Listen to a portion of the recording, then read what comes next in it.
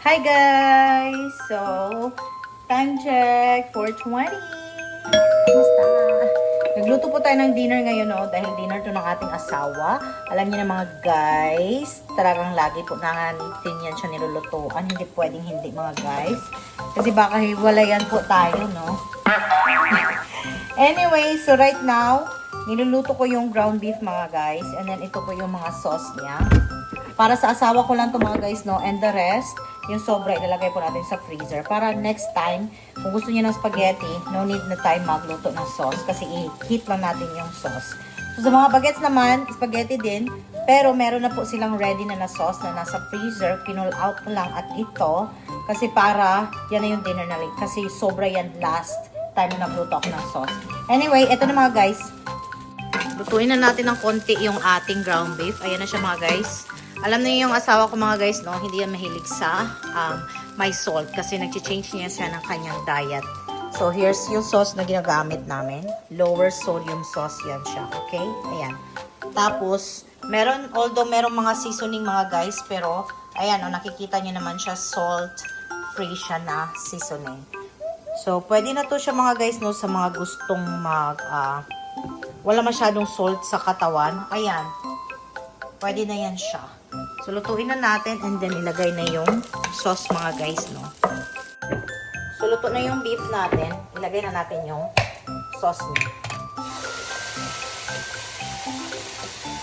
Hinaan natin konti kasi talagang tumatalo ng mga sauce, guys. Ayan, oh. Lower sodium.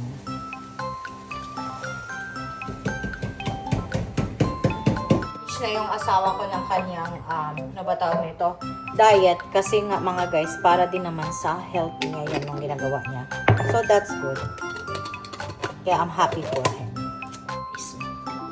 So mix lang natin siyang konti and then pakuluan and then i-serve na natin mamaya konti. Ito naman yung sa bagets mga guys na sauce. Ayan siya, oh. Kasi, kaya ako siya sineseparate dahil sweet sauce po. Yung sa mga bata, ang sa asawa ko hindi pwede na sweet sauce. Ito yung Filipino style spaghetti. So, pag ma-tona yan siya dyan konti, ilalagay na po natin siya sa pot para mainit na natin.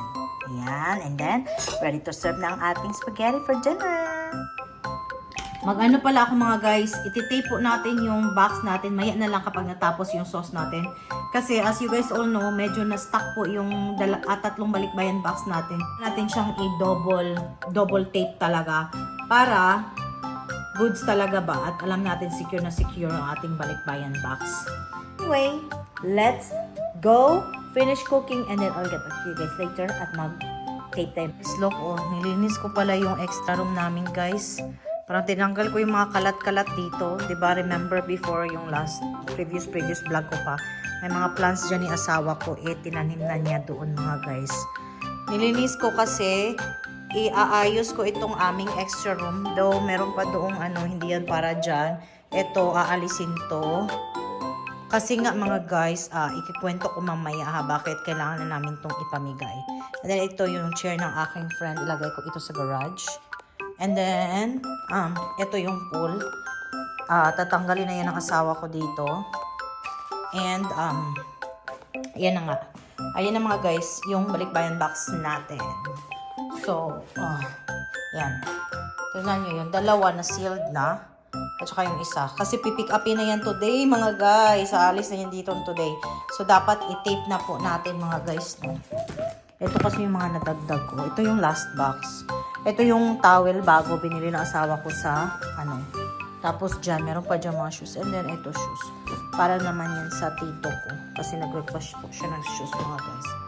So ayan na mga guys.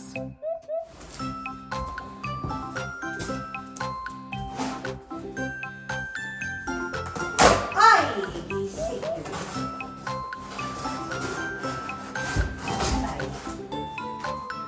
What?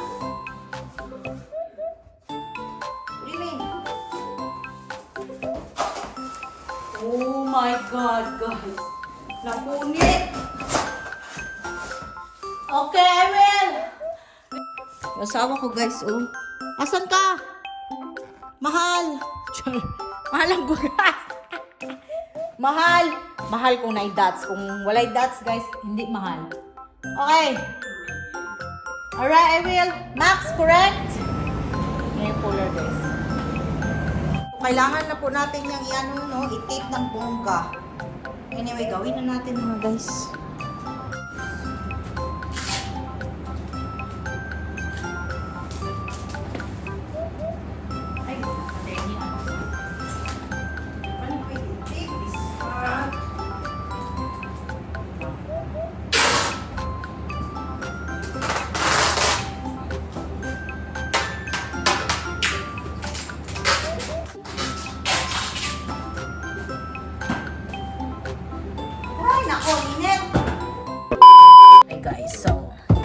Gamitin natin tong regalo ng asawa ko, charot, para daw mapadali ang buhay ng kanyang asawa.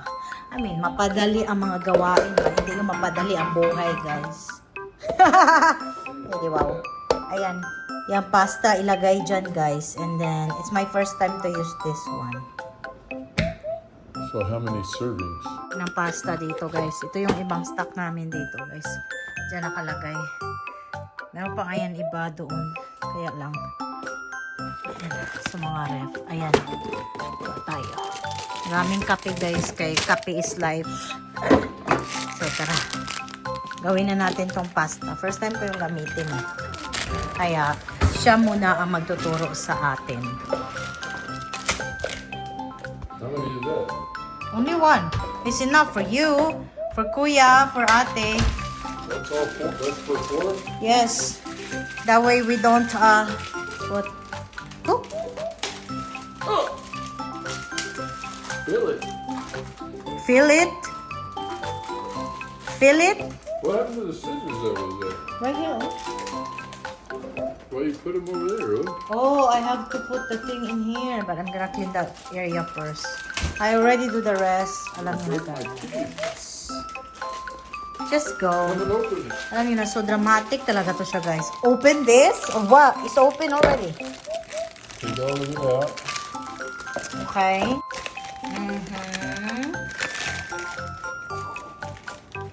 Ganyan ang asawa, guys. Masarap na. Masarap ang magluto. Charot! Hindi bitaw yan siya nagluluto, guys. How come it don't fit? What do you mean? Sige. Tapos, yan daw ng tubig, guys. Did Water. You see the... You're supposed to put it the other way, I guess. Let's see. How much you pay for that one? Sana all nagpa-video, guys. Charot. Galing nga, good ano niya, guys. Sige, go. Turuan mo ako. A catch. Right? I don't know, honey. Just check it out. Well, this is the first time. Did you read directions? Yes. Okay. Yeah, Tapos, you don't know. i-microwave lang yan, guys. And then we'll see if it's gonna come. So, ayan na, guys. Microwave na po ni asawa yung noodles. So, good luck na lang, mga guys, no? Kung ano ba, kung maluluto ba siya or hindi. First time kasi namin yung ginamit. Dahil itong pagdating ng mga guys, nasa drawer lang po siya dyan sa ilalim. Hindi nagamit. Kaya ngayon, sinubukan namin. Ayan. So, we'll see, mga guys. Tingnan nyo, mga guys, no? Itong iPhone, mga guys, hindi talaga nagsisinungaling. Hindi marunong magsinungaling. Tingnan nyo yung dumi doon sa likod o sa ilalim ng aming microwave. Pero okay lang yan, mga guys. Ayun, nobody's perfect. Alam niyo na. So, mga guys, ayun ang nakakasad lang kasi, kaya ang dahilan po kasi kailangan namin ipamigay na yung kulungan at saka yung crate ng aso namin. Kasi, kailangan na namin siya hanapan ng bagong family, mga guys, no?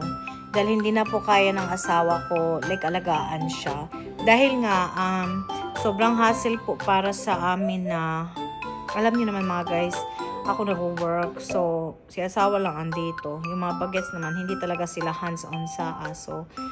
Kasi pag pinapapasok mo yung aso namin dito, mga guys, talagang nagtatae po siya everywhere sa bahay. Ang baho. At saka nag-iihi. Kasi nung binili namin siya, hindi kasi siya potty train. Yun lang yung messed up namin. Doon napamahal na sa amin yung asong yan. Kaya lang, kailangan namin siya ibigay sa talagang tao at family talaga na willing talaga mag-train sa kanya ng bonggang-bongga mga guys. No? Kasi ang aso namin, napakabait mga guys. Mabait yan, very sweet. Kaya yun nga lang ang number one problem na hindi namin kayang i-handle. Kaya kailangan na namin siyang ipimimigay. Pero for sure mga guys, ibibigay po namin siya sa talagang mag-aalaga sa kanya. Kasi yung ganyan na aso mga guys, kung dito, mahal kasi yan siya, binibili kasi yan siya pag mga ganyan na mga brand. Anyway mga guys, yun lang ang update ko. Guys, ito na siya guys. Ayan, actually nag-work siya, very easy. Lagyan mo na to ng tubig, lalagay mo yung pasta. Pero dapat, hindi masyadong madami mga guys, no? 4 servings lang siya. Ayan, para luto talaga siya. And fairness, luto siya mga guys. Kaya lang, yung dito, yung gilid, hindi kasi siya nalagay ni asawa ko sa pinaka-tubig talaga. Kaya, medyo, ano siya. So, tawagin muna natin siya kung ano masasabi niya dito.